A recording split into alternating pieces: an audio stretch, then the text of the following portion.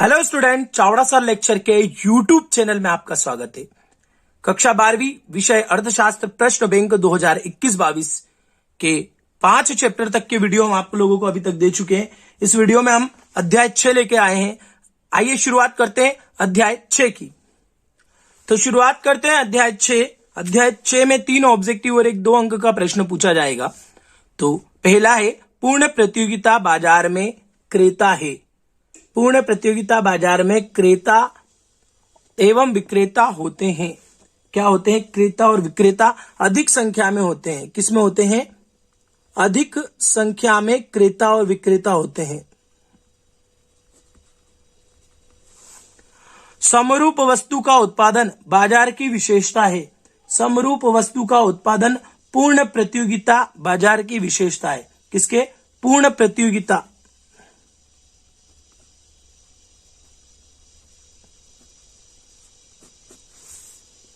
बाजार में फर्म और उद्योग में अंतर नहीं होता, दोनों एक सी होती है।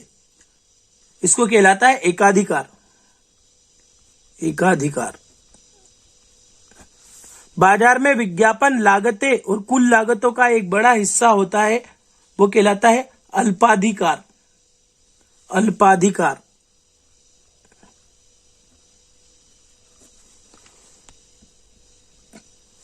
इसके बाद है AR बड़ा है। MR से मतलब औसत आगम बड़ी है, सीमांत आगम से बाजार की विशेषताएं हैं। तो ये होती है पूर्ण प्रतियोगिता। पूर्ण प्रतियोगिता।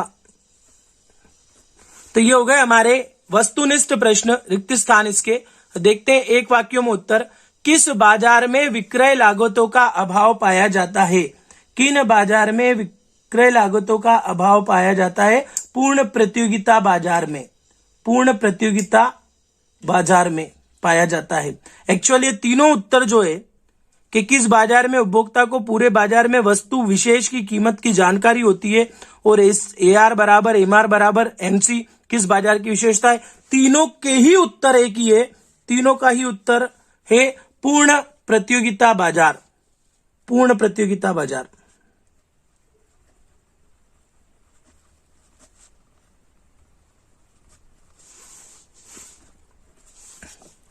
अब बात करते हैं प्रश्न उत्तर की। तो आइए शुरुआत करें प्रश्न उत्तर की तरफ। पहले प्रश्न को देखते हैं। पूर्ण प्रतियोगिता बाजार से क्या आशय है? पूर्ण प्रतियोगिता से तात्पर्य है बाजार की ऐसी स्थिति जिसमें वस्तु के बहुत अधिक क्रेता और विक्रेता दोनों ही हो, जिन्हें बाजार का पूर्ण ज्ञान हो, स्वतंत्रता पूर्वक वस्तु का क्रय विक्रय करते हो तथा बाजार में वस्तु का एक ही मूल्य हो। ये सारी पोजीशन किसकी होती है? पूर्ण प्रतियोगिता की होती है। पूर्ण प्रतियोगिता बाजार की 2 विशेषताएं। पूर्ण प्रतियोगिता बाजार की 2 विशेषताएं निम्न है। क्रेता एवं विक्रेताओं की बड़ी संख्या होती है और उत्पत्ति के साधनों में पूर्ण गतिशीलता पाई जाती है। बाजार मांग की वक्र किसे कहते हैं? बाजार मांग अनुसूची का बिंदु रेखीय प्रदर्शन बाजार मांग वक्र कहलाता है। बाजार मांग अनुसूची का बिंदु रेखीय प्रदर्शन बाजार मांग वक्र कहलाता है। सीमांत संप्राप्ति से आप क्या समझते हैं?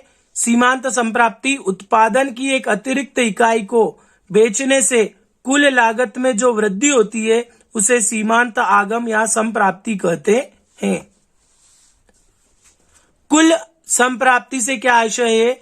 एक फर्म को अपने उत्पादन की एक निश्चित मात्रा को बेचने से जो कुल धनराशि प्राप्त होती है उसे कुल संप्राप्ति या कुल आगम भी कहते हैं। तो ये हमारे 5 प्रश्न हुए और आगे देखते हैं।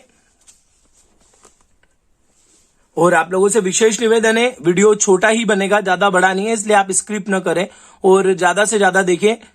2-3 बार आप लोग मेरी आवाज में अगर सुनेंगे तो उत्तर अपने आप याद हो जाएंगे।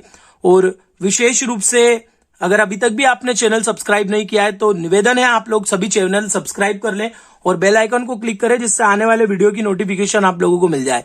यदि वस्तु की बिक्री में औसत संप्राप्ति किसको कहते हैं? यदि वस्तु की बिक्री से प्राप्त कुल रकम में बेची गई इकाइयां से भाग दिया जाए तो भागफल औसत संप्राप्ति कहलाता है।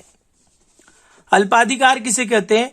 अल्पाधिकार शब्द का अंग्रेजी रूपांतरण जो कि ग्रीक भाषा के दो शब्द ओलिगो पोलियन से मिलकर बना है। ओलिगी का अर्थ होता है अल्प और पोलियन का अर्थ होता है बेचना। इस प्रकार अल्पाधिकार वह बाजार संरचना है जहां थोड़े से विक्रेता, मतलब दो से अधिक, दो से कम नहीं होना चाहिए, समरूप उत्पाद बेचते हैं या उत्पाद विभेद करते हैं, क्या कहलाता है? अल्पाधिकार होता है। जहां पे कम दुकानदार होते हैं वहां अल्पाधिकार।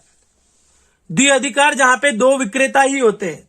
द्विअधिकार किसे कहते हैं? जब बाजार में किसी वस्तु के केवल दो ही विक्रेता पाए जाते हैं तब द्विअधिकार कहलाता है। ये दोनों ही विक्रेता लगभग समान सामान बेचते हैं तथा लगभग समान एक जैसी वस्तुएं उत्पादित करते हैं। अल्पाधिकार की विशेषताएं। अल्पाधिकार में कुछ ही फर्म अस्तित्व में होती है और उद्योग में नई फर्मों के प्रवेश पर अवरोध रहते हैं। ये दो विशेषताएं हैं। और इसी के साथ आपका जो पार्ट 6 वो समाप्त होता है। अगला पार्ट 7 हम अगले वीडियो में देंगे। आने वाले वीडियो का इंतजार कीजिए। तब तक के लिए धन्यवाद।